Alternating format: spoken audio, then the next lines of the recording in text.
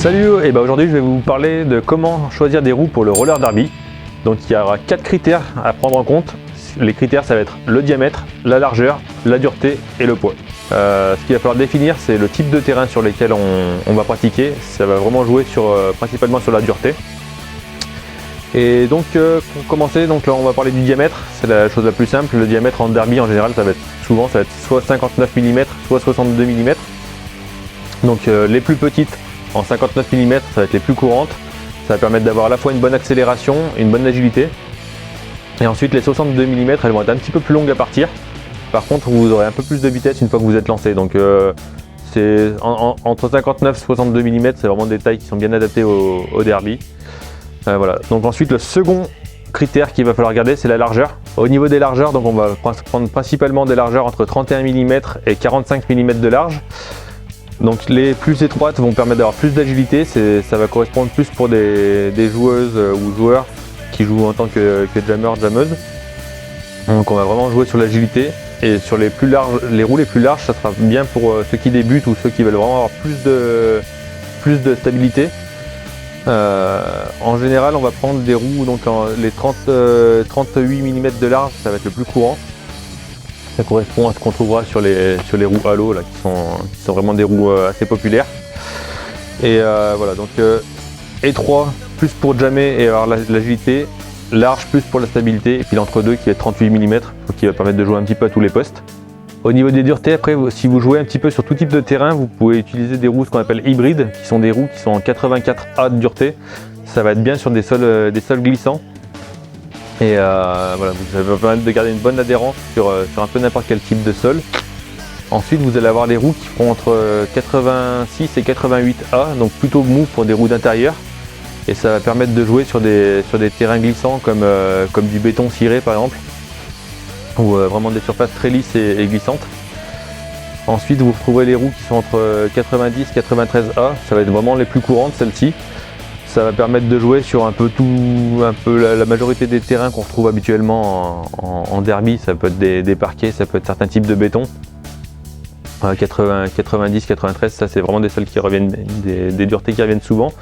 Et après vous pourrez avoir des duretés supérieures encore, donc 95A au-dessus, où là ça va être plutôt pour des terrains qui accrochent beaucoup. Donc on va dire 95A à 97A, ça va être des terrains un petit peu synthétiques, genre des linos, des choses comme ça. Et au-dessus de 97A, ça va être vraiment des terrains qui accrochent énormément et qui collent. Genre les terrains de rink hockey par exemple, qui sont des terrains synthétiques avec une matière un petit peu caoutchouteuse. Donc là, des roues très dures, ça roulera très bien. Ça permettra d'avoir à la fois une bonne vitesse et une bonne accroche. Voilà, donc vraiment, suivant le terrain, c'est important d'avoir des roues de dureté différentes. Sur certains modèles, comme les radars halo que j'ai dans les mains, vous retrouvez vraiment une grosse multitude de duretés qui vont par exemple de 88A à 103A. Donc vraiment, vous allez avoir pour vraiment tous les terrains. Si vous débutez, que vous n'avez pas forcément 15 000 jeux de roues à acheter, des fois la solution roue hybride peut être un bon compromis pour avoir une roue qui est à l'aise un petit peu partout. Ou alors si vous jouez tout le temps sur le même type de terrain, à ce moment-là, choisissez la dureté qui correspond à votre terrain. Après, il peut y avoir des fois des petites exceptions, hein. Des fois sur certains sols, la théorie dirait qu'il faudrait des roues plutôt en 90 ou 93, et en fait dans les faits on se rend compte que je sais pas, un 95 ou une roue un peu plus dure va marcher.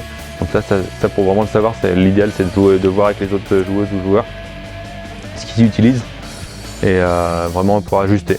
Voilà, donc là au niveau des duretés on a fait le tour. Le dernier maintenant critère qu'on va avoir, ça va être le poids. Donc suivant la conception de la roue, on va avoir des roues un peu plus ou moins lourdes. Idéalement, on a envie d'avoir des roues qui soient plus légères parce que c'est plus agréable. On peut quand même gagner bien 50 grammes par roue, ce qui est pas rien. Donc le poids, souvent, il va se déterminer, c'est au niveau du noyau de la roue. S'il est plus ou moins ventilé, c'est là où on va gagner du poids. Et puis aussi les noyaux, suivant les modèles, vous allez avoir des noyaux de roue qui seront plus ou moins rigides. Les noyaux rigides, c'est un petit peu mieux dans le sens où la roue va être moins déformée, et comme elle se déforme moins, vous aurez plus de vitesse. Voilà, donc là, on a fait à peu près le tour des critères pour le roller derby. Donc le diamètre à choisir, un diamètre plus gros, plus de vitesse mais un peu plus long à accélérer. Un diamètre plus petit, un peu plus d'agilité et plus d'accélération.